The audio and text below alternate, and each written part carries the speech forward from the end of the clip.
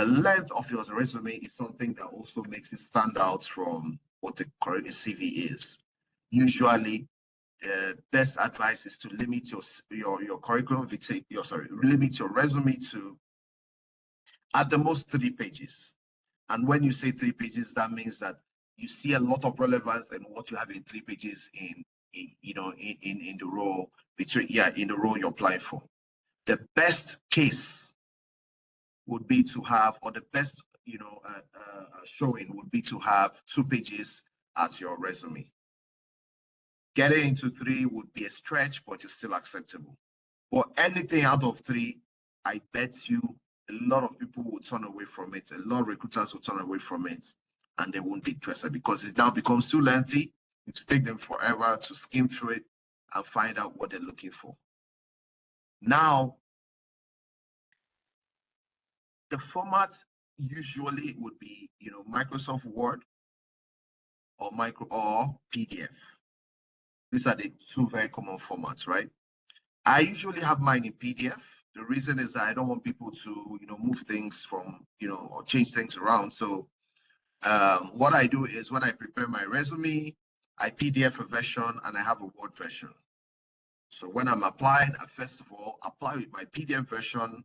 And if they come back and say, we like your resume, but can you give us a Word version so we can append our signature, append our logo, then I would do that. I'll send them a Word version. But I usually, start off with my PDF version. Now, the reason is, the problems with Word, right? Microsoft Office Word. If I have version 2020 in my PC and you have Office 365 Word, the chances that there might be some version differences, and when I try to send a file to you and you try to open it with a different version, the chances that they might, it might distort some of the information are there, right?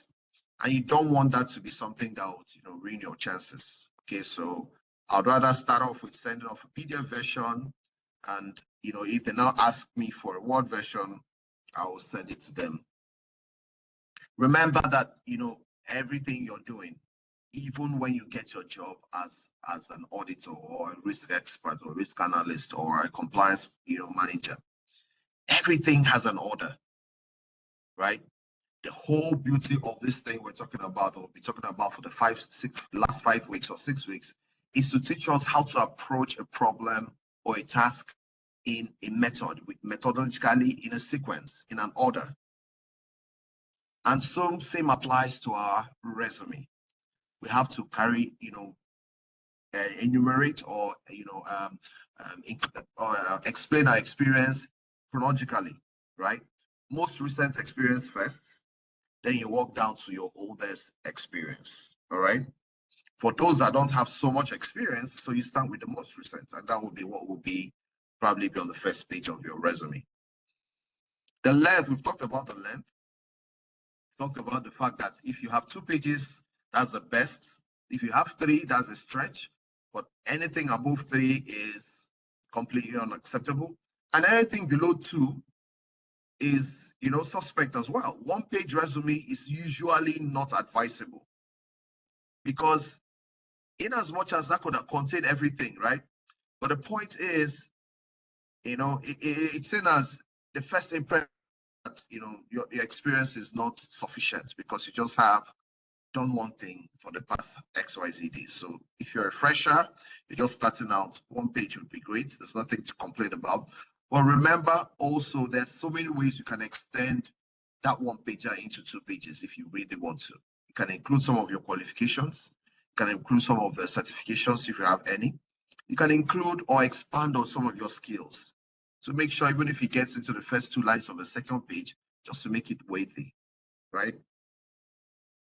In the past, cover letters used to be very, very, very important, right? It was a requirement. It was a no-brainer. They wouldn't ask you for it, but you have to include that. But nowadays, I find that organizations are not, they would care less, right? They don't really ask for cover letters, right? But I find 1 or 2 companies, organizations that I've applied for asking for a cover letter. So you include your resume, and you find an opportunity for them to ask you to upload a cover letter if you have any. there is usually no penalty for not having a cover letter, except when it's mandatory. If it's optional, then there's no penalty, right? If it's mandatory, then you have to have a cover letter. My own practice is that I have a cover letter. I haven't probably not changed this cover letter in the past 5 years.